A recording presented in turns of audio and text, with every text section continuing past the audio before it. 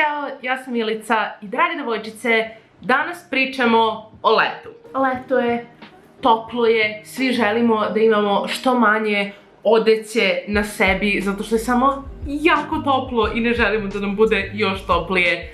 Bilo smo unutra, napolju, kod kuće, na plaži, kako god, samo svi želimo da nam bude udobno i prijatno i da se ne skuvamo. Ali oblačenje leti dolazi sa nekim problemima, posebno za žene i devojke. I sada ćemo da pričamo o tome. Hoću prvo kratko da vam objasnim zašto je meni važno da napravim ovaj video. Ja kad sam bila mlađa, ja sam mrzela leto. I to nije bilo zato što nisam voljela vrućinu ili zato što nisam voljela plažu, more, bazen, šta god. To je bilo isključivo zato što se ja nisam osjećala prijatno u letnjoj odeći. Zato što se nisam osjećala prijatno u svom telu. Zato što sam ja smatrala da zbog svog tela, zato što sam debela, zato što sve to ja moram uvek da se pokrijem, moram da imam više slojeva na sebi, ne smem da mi se vidi koža, moram da budem našminkana, sve redom što prosto leti nije prijatno. I onda sam ja mrzala leto i volela zimu i mislila sam da je to samo tako, nisam sebi uopšte priznavala da je to samo zato što ne želim da se oblačim na određen način. Ali, ja sam prešla preko toga i leto mi je sada apsolutno omiljena sezona i sada ću da vama pomognem kako može i vama da postane. Pre nego što počnemo, pritisni subscribe i zaprati me na Instagramu @dragedevojčice, pošto kao i za ovaj video, za većinu videa vas pitam šta mislite, šta su vama najveći problemi i na to se fokusiram. I naravno držimo na umu to da smo svi na nekim različitim delovima naše putanje ka tome da nam bude prijatno u svom telu i volimo sebe, tako da ne želim niko da se osjeća kao da mora da se osjeća dobro u bretelama i šorcu. Ako se ti osjećaš da ti nisi spremna na to, nemoj da osjećaš pritisak da moraš da se tako oblačiš iz bilo kog razloga. Samo, ako želiš, ali te možda neke od ovih stvari o kojima ćemo pričati sprečavaju, nadam se da će ti ovo pomoći. Ok, znači pitala sam vas na Instagramu šta vas muči najviše oko oblačenja leti i 4 neka najčešća odgovora koje sam dobila su bile dlake na telu, ojed butina kada nosite kratki šort, suknju, haljinu, bretele od brusa i to što imate osjećaj da ako obučete nešto laganije kao da će stariji muškarci da vas gledaju u seksualnom smislu i zbog toga vam je neprijatno. Sve ove 4 stvari potpuno razumem i pričat ćemo o svima njima redom. I prvo, hajde da krenemo od dlakama. Ovo su moje noge. Ja svoje noge ne brijem, ne depiliram, prosto ne skidam dlake sa njih kao ni sa ruku, zato što nemam tu potrebu. E sad, ja znam da smo mi sve bile naučene od vrlo malih nogu da ti moraš da skidaš dlake svoje sa tela i ako ne skidaš da je to ružno, da je nehigijenski, da se to nikome ne sviđa, da je odvratno i tako dalje, što apsolutno nije tačno. Dlakave noge nisu ružne, nisu nehigijenske, nisu odvratne, one su samo prirodni deo tvog tela i ti imaš pravo da njih nosiš kako god hoćeš. I znam šta je najveća panika, veruj mi, imala sam je i ja. Šta će drugi ljudi da misle? Neko drugi će da pogleda i će da primeti moje dlakave noge i onda će da me sprdaju zbog toga ili ne znam šta će da pomisle o meni zbog toga. Hajde da to raščlanimo na par delova. Kao prvo, većina ljudi ne obraća pažnju na tebe. Ti ako si samo na ulici ili na plaži, većina ljudi samo ne obraća pažnju, ne gledate, kao što ti ne obraćaš pažnju na većinu ljudi oko sebe. A drugo, čak i ako neko obrati pažnju na tebe, mi ne gledamo ljude tako što kao idemo deo po deo, kao aha, kakva je frizura, kako je obučena, da li ima obrijane noge. Mi kad obratimo pažnju na nekog, pogledamo njih kao celinu, a dlake na tvojim nogama su najnezanimljiviji deo tebe. Bukvalno niko neće obratiti pažnju. Ali, sve i da neko primeti i baš obrati pažnju, šta je najgore što može da se desi? Šta oni mogu da pomisle? Ja to sebi objašnjavam ovako. Ako je ta osoba neko ko će da pomisli da sam ja odvratna ili da je nehigijenski ili da je ružno, mene stvarno ne zanima mišljenje te osobe. Meni mišljenje te osobe ima vrednost nula. Apsolutna nula. Ja znam da će uvek biti ljudi na svetu koji će misliti za mene da sam ja ružna i odvratna iz bilo kog razloga i boli me uvo. Sa druge strane, znam da postoji šansa da će neko da vidi moje dlakave noge i da će pomisli, cool, zanimljivo, drugačije. Ako ona može, možda mogu i ja. I ta mišljenja su ona koja su dobrodošla. To su pozitivne reakcije kojih se ne plašim, koje su mi skroz okej. I ako odlučiš da skidaš dlake sa svog tela, bilo da briješ, depiliraš, šta god, molim te upamti da ono što ti vidiš na reklamama da kao posle brijanja je onako svileno, kao bebina guza su ti noge, sve je potpuno glatko. To nije realistično. Većina ljudi će imati male one crvene tačkice, izaći će ti kao bubuljičice, imat ćeš urasle dlake. To je normalno. Tako izgleda većina ljudi. I apsolutno ne treba da se osjećaš loše zato što tvoje noge ne izgledaju savršeno glatko i nakon što skidaš dlake. Ok, da pređemo na sljedeću stvar. Ojed butina. Svaka devojka na svetu čije se butine dodiruju kada stoji i kada hoda zna za ovaj problem i osjetila ga je bar jednom u životu.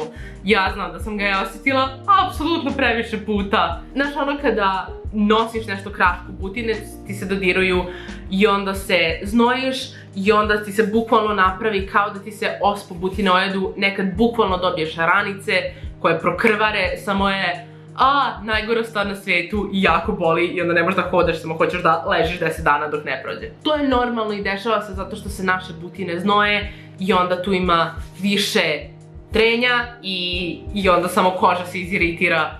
To je normalno i postoje načini da se to spreči.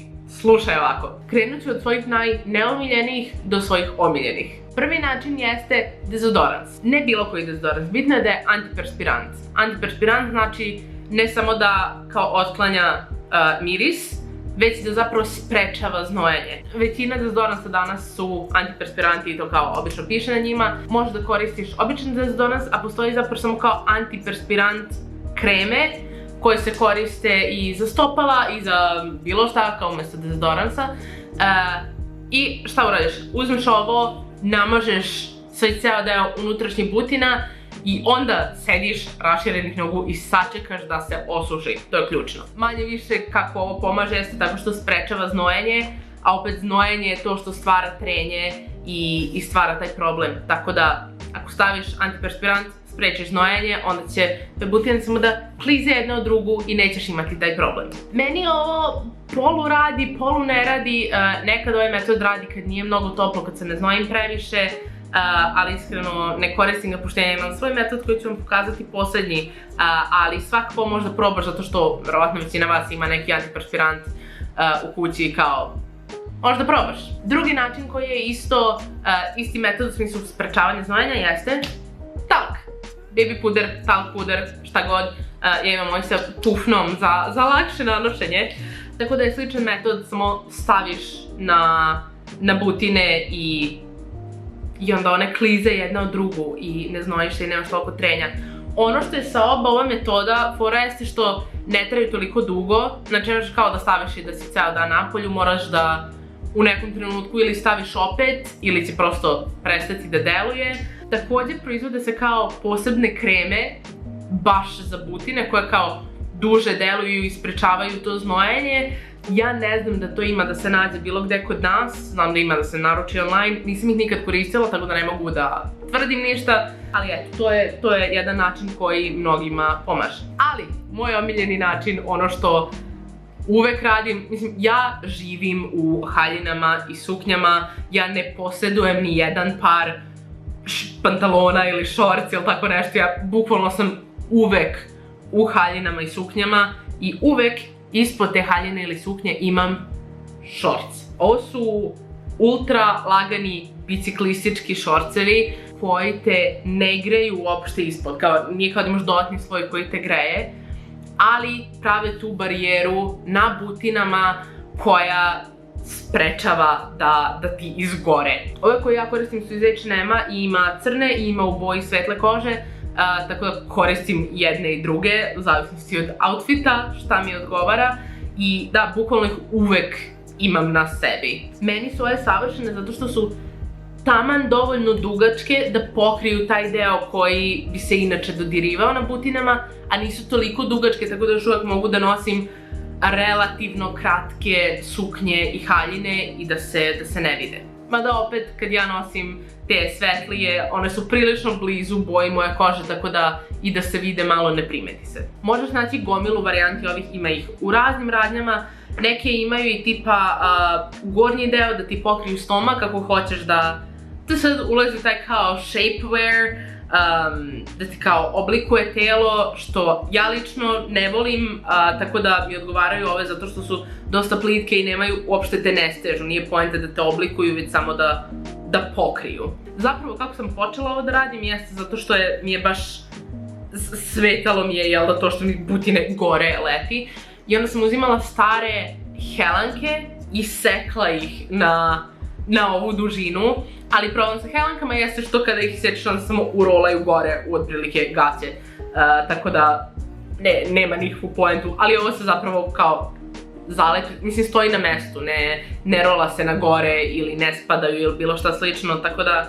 da, ovo je moje rešenje, ovo je ono što ja mislim da je najbolje rešenje za mene, fantastično funkcioniše i eto, super mi je zato što imam gomilu ovih i onda imam i neke koje su kao providne suknje od tila i tako to, i onda ne moram da se razmišljam šta ću da nosim ispod toga, nego samo obučem ovaj šorc i onda obučem tu providnu suknju preko, izgleda super kao outfit. Znam da se kroz ovaj video konstantno menja svetlo, vidim da sunce izlazi i zalazi za oblake, ne mogu da kontrolišem sunce, htjela sam da snimam sa prirodnim svetlom, tako da izvinjavam se. Treća stvar jesu bretele od Brusa. Kao što vidite, moje se vide. I znaš šta?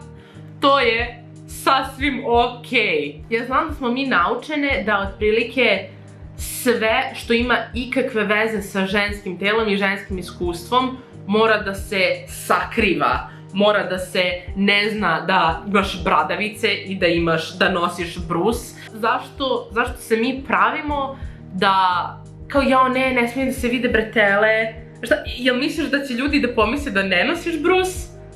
I da je to na neki način bolje nego da ga nosiš? Ne razumem.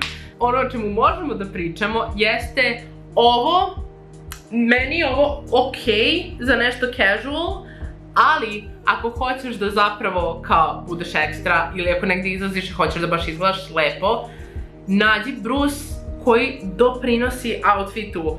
Naprimjer, ova crna haljina, da izlazim, verovatno bi uz nju nosila crni brus koji ima čipke oko bretela i namerno bi pustila da se to vidi i ovde, zato što samo dodaje outfitu. Nije kao problem što se vidi, nego je zapravo to deo mog celog outfita. Još je neko rekao da ne želi da nosi brus leti, što potpuno razumem. Ja da ne moram, veruj mi ne bi, moram samo zato što me bole leđa ako ne nosim, ali rekli su da ako ne nose brus, onda im je neprijatno zato što im se vide bradavice. Opet, ako vidiš bradavice, to je zato što ih imaš. Svi ih imamo. Nije sramota da ti se vide bradavice zato što svi ih imamo i ako možemo, molim vas da prestanemo da se pravimo da ne postoje ili da je sramota to što se vidi da imaš bradavice, kao, ne, opusti se. Izgledam drugačije zato što je par dana kasnije i shvatila sam da mi je ovaj deo snimka se potpuno kraptovao i potpuno je neupotrebljiv, tako da moram ovaj deo da snimim opet, zato izgledam drugačije. Četvrta stvar koju je dosta vas reklo da vam smeta jeste leti, kada se obučete za leto, kada obučete nešto na bretele ili nešto kraće, smeta vam to što vas muškarci, pogotovo stari muškarci, gledaju u seksualnom smislu kao da ste seksualni objekti i seksualizuju vas, što apsolutno nije u redu, bez obzira na to koliko imate godine, kako ste obučene, niko nema prava da vas seksualizuje. Ovo je problem na koji nemam rešenje, zato što ovo je problem društveni, sistematski i šta god ti uradiš lično da se ti osjećaš sigurnije neće rešiti sam problem. ti možeš da samo ignorišeš ili da pobegneš ili apsolutno imaš svako pravo da digneš frku, da postaviš svoje granice, da kažeš šta radiš to, šta gledaš, odjebi, šta god je tebi potrebno da se ti osjećaš sigurno u toj situaciji. Ali razumem da mnogim devojkama nije prijatno da tako odreaguju zato što se plaše za svoju sigurnost. To potpuno razumem. Veruj mi, ako se tako osjećaš, ako kroz to prolaziš, nisi sama. Većina žena u nekom trenutku je prošla kroz to. Kroz buljenje u busu, na ulici, dobacivanje, sve redom. Nažalost, kod nas je samo takva situacija. I poslije jedna dodatna stvar koju sam vidjela da je dosta vas napisalo jeste da imate problem da oblačite bilo šta na bretele ili na kratke rukave zato što vam se ne sviđaju vaše ruke, zato što imate debele ruke koje želite da sakrijete i mislite da ne smete da ih pokazujete. Ja također imam debele ruke i sad ću da vam kažem nešto što će vas možda iznenaditi, ali mislim da ipak neće. A to je, bez obzira na to da li ti obučeš bretele ili obučeš duge rukave ili obučeš široke rukave ili uske, tvoje ruke izgledaju tako kako izgledaju i drugi ljudi to mogu da vide. Način kako se mi oblačimo ne menja kako naše telo izgleda. Kako god da ti kad se pogledaš u ogledalu pa malo ispoziraš pa kao ja ovako mi ruke izgledaju manje pa je to okej. Prvo, imati veće ruke nije loše, ružno, problematično ili bilo šta slično. I drugo, to što si ti pokrila svoje ruke, niko ne misli da su one mršave. Kao, vidi se kakve su. I prvo, slično kao za dlake na nogama, ljudi samo ne obraćaju pažnju. Ljudi ne obraćaju pažnju na takve stvari. To je nešto što ti vidiš, nešto oko čega se ti osjećaš nesigurno, ali drugi ljudi samo ne obraćaju pažnju na tako pojedinačne delove tebe. A i također ako će tvoje ruke izgledati isto bez obzira na to šta obučeš, zašto onda ne bi samo obukla šta god je tebi najprijatnije, bilo to bretele ili dugi rukavi ili čemu god se ti osjećaš prijatno, šta god ti želiš da nosiš, bez obzira na to šta ti misliš da će drugi vidjeti ili da će drugi reći. Ok, sada želim da vam pokažem par outfita koje ja nosim za leto.